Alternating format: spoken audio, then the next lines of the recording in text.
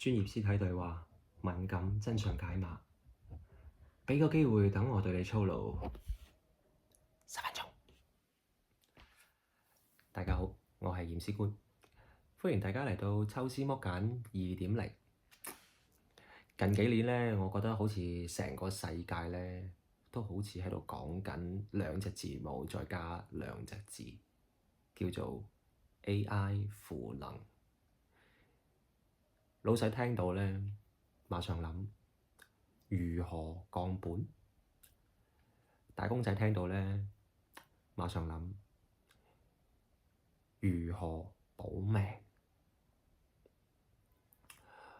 我唔知個個都喺度講賦能賦能，日日就喺度賦能，究竟賦咗乜撚嚟？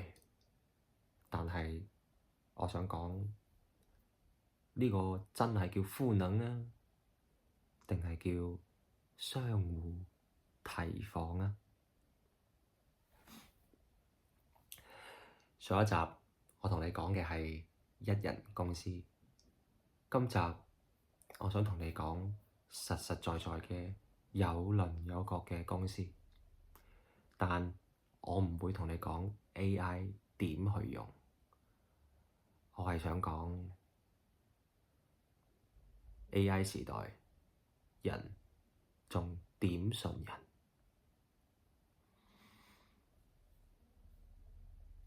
脫文起見啦，接下來嘅話呢，你當我係舉咗一個姓洪嘅洪姓家族嘅企業裏邊，大企業裏邊嘅一個場景下，有班人就坐晒喺個會議室入邊，有3批嘅。第一批上面嘅要結果，中間嗰批要交數，下邊嗰批要保命。呢個時候 AI 推門而入，老細見到第一時間諗用 AI cut 人，員工第一時間諗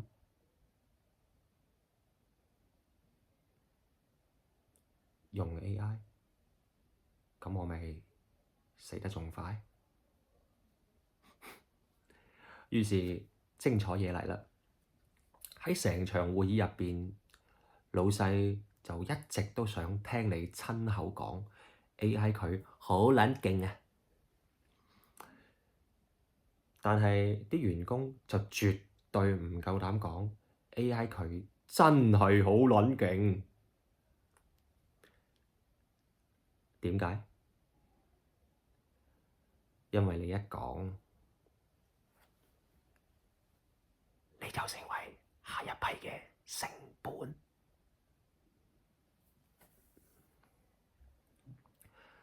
所以最後會發生咩事？老細就會繼續去講 AI 好重要，大家記得融入工作啊！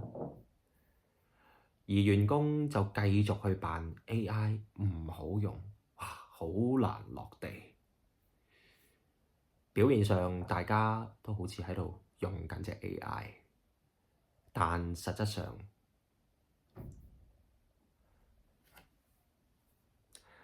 大家只係一齊做戲，真係一齊做戲，而且係明知做戲。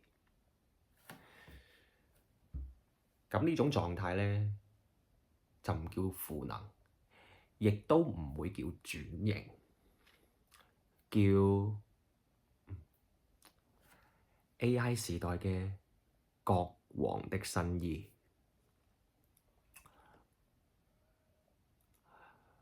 問題呢，就唔喺 AI 度，個問題係個信任早就消失咗，冇人過問佢去咗邊度。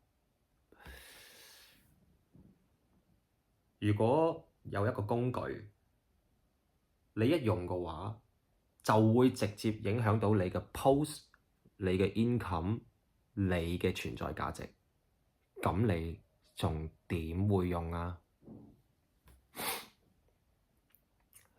所以而家好多公司講 AI 落地、數字轉型、提質增效，但係底嘅嗰陣其實都係講緊一樣嘢，我哋玩緊一場唔會揀真心話嘅遊戲。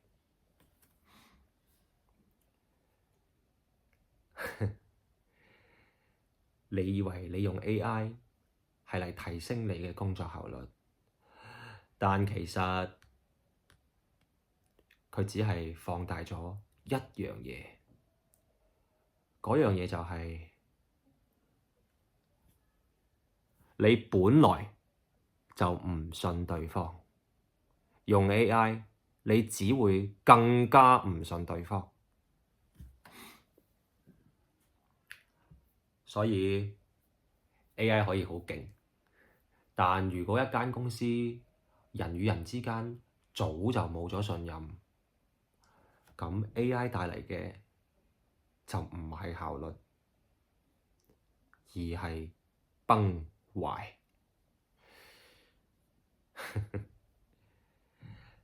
你公司而家係用緊 AI 見住佢 upgrade 緊啦，定係見住佢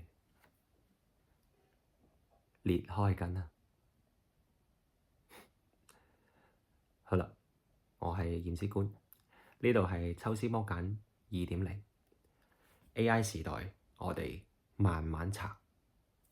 拜拜。